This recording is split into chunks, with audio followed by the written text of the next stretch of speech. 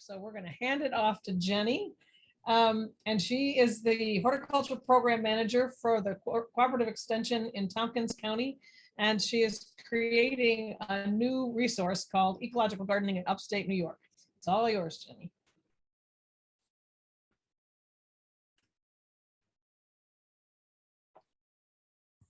Sorry, I was muted, everyone. Can you hear me now? Classic. Okay, well, thanks for having me here. So I'm not going to ask you a poll, but I just want you to think for a minute and ask you the question, how many different books have you gotten out this spring to figure out what you need to be doing and how you need to be doing it in the garden? If you're anything like me, I got out my berry guide, and then I got out the fruit tree guide, and then I got out maybe a fact sheet on different things. When I moved back to New York State, I grew up here from Oregon. I knew all about gardening. I'm an expert gardener, but I couldn't remember the timing on everything. And I came to CCE and I said, great, where's the resource that just has all the timing of everything in one place? And everyone turned to me and said, you know, we don't have that. And so I decided it was my destiny to make it. So that's really what this project is. And, you know, how does this relate to IPM?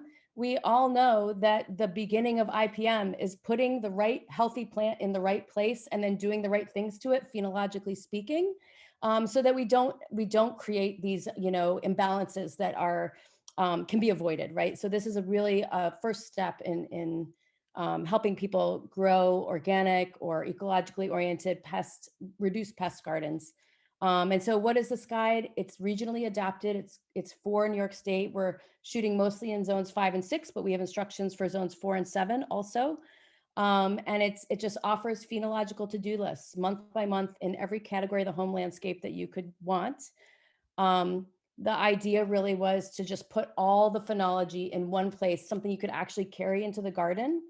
Another thing is I've been coordinating the Master Gardeners in Tompkins County, and they know a lot about gardening. And I thought, how cool would it be if we could compile all this information that is in the heads of gardeners in combination with all the peer-reviewed research coming out of Cornell, and again, put it in one place.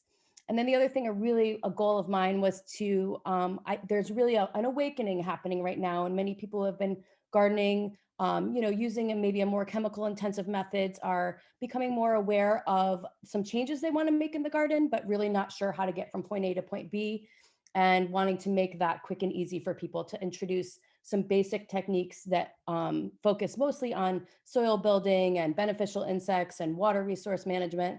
In fact, I think I have a slide about this later. So what are you going to be getting? This is a book that's going to be coming out in December if I stay on track. In each section, each month by month section, there's information on weeding, watering, and infrastructure, soil building and nutrient balancing, what to do for the trees, shrubs, and vines that month, perennials, annuals, and bulbs for that month, vegetables, including what to seed inside, outside, all the things, and then also all the IPM that you'll need to be doing, fruit and nut trees, berries and small fruits, lawn care, pollinators and habitat, and IPM.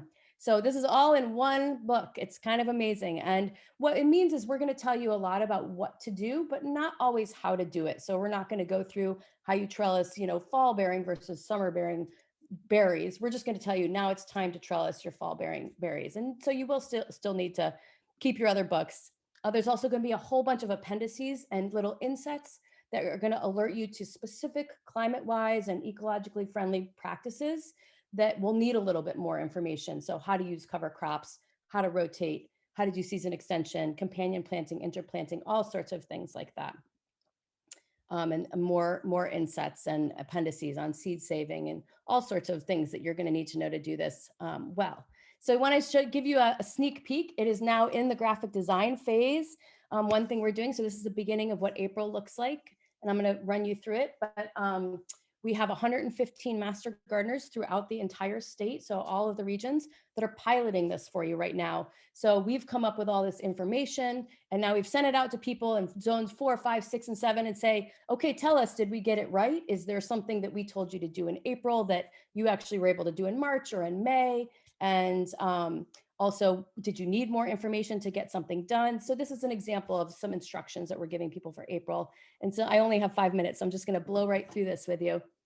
But you'll see, I'll take you back a page. So you can see on the first page, you get some just basic information. Always on the second page, there's this little corner piece that says what to sow and grow. This is for those vegetable gardeners that just want to know, like, okay, what needs to go in my garden right now? And you can just take a look. What are you going to direct seed? What are you going to transplant? And what are you going to start inside? We often have some special vegetable care for trickier things, information on soil building and lawn care.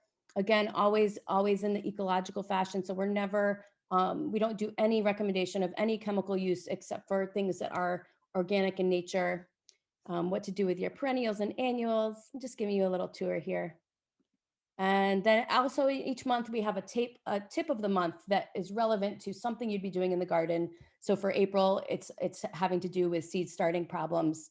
And then the final page is hopefully directly linked into some of the work that Amara and and Betsy and other people that are doing work on beneficials. We want to be encouraging people to have something blooming in their garden every single month and expanding that year by year. So the final page is what's blooming. And these are our suggestions as master gardeners of things that we would love for people to see in their gardens that would be blooming in that month of the year.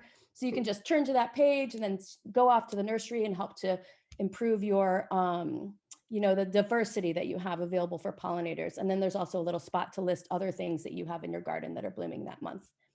And then, of course, there's a much needed notes page because hopefully people will be mapping things and creating lots of ideas and generating information. So our master gardeners are piloting that right now. And we're really grateful to them because they're working very hard on that for us.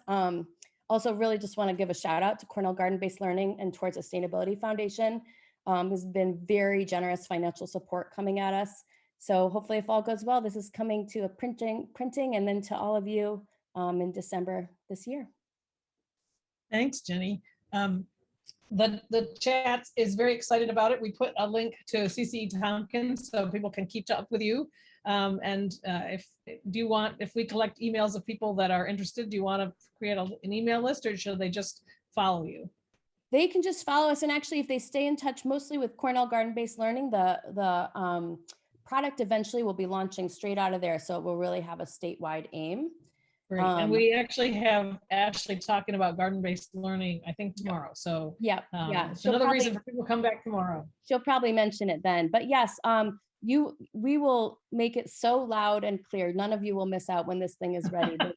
We are going to have a pretty massive marketing and campaign for this. So, and actually, we're actually hoping to have it in bookstores. So it's going to be not so something you can pick up at CCE, but we're starting to work with a publisher to see if we can actually get it into bookstores statewide.